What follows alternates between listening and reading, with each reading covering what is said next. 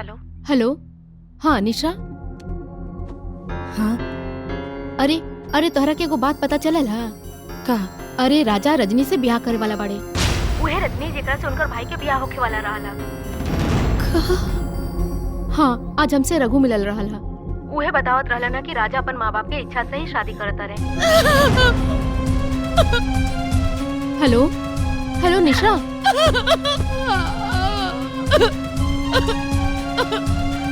निशा, अरे कहाँ गई बेटा?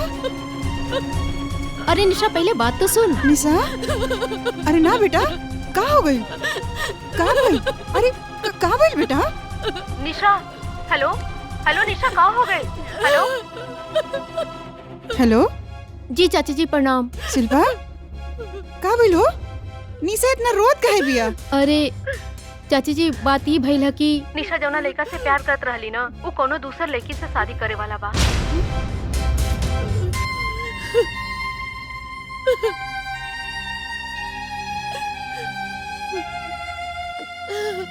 निशा, हम तोर माँ है बेटा, आ तारा से ज्यादा दुनिया देख ले बन। Sorry mummy, sorry. तू तर भाई नहीं तो तब तहत नहत होता ही।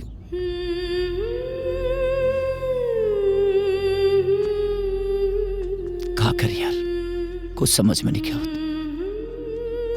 नीता भी तादी तय हो गई ले दायित्व से। अब वो तो तादी ते दिन खुद तरते पली।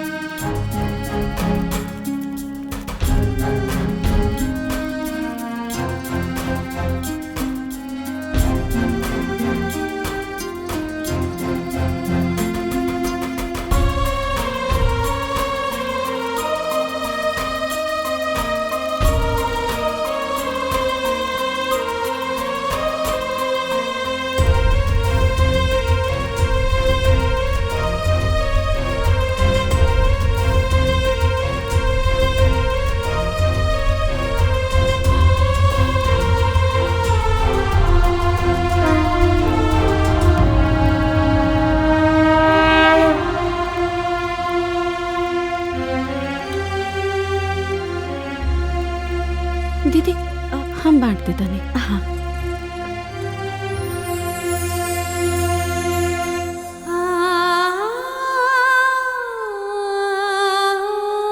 एक मिनट।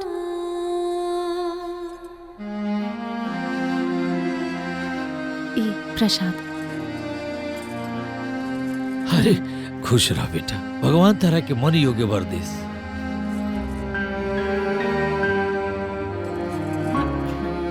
ए जी, ये तो वह लड़की बिया जो सगाई में नचले रही। तू वह बाड़ू ना? जी खूब खुश रहा बिटिया, खुश रहा। अब चलो महादेव जी के जल चढ़ाओ। हाँ हाँ चली जी, हमने के चला तानी। निशा यार, तू हमार मजबूरी समझे के कोशिश कर। हम ये सब जानबूझ के नहीं करत। कोनो बात नहीं, तू बस खुश रहा।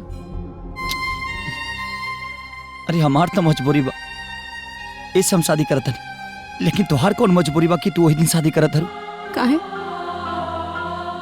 तो के तोहरा माँ बाप के खुशी के चिंता बा, हमरा के नहीं के? हाँ? चल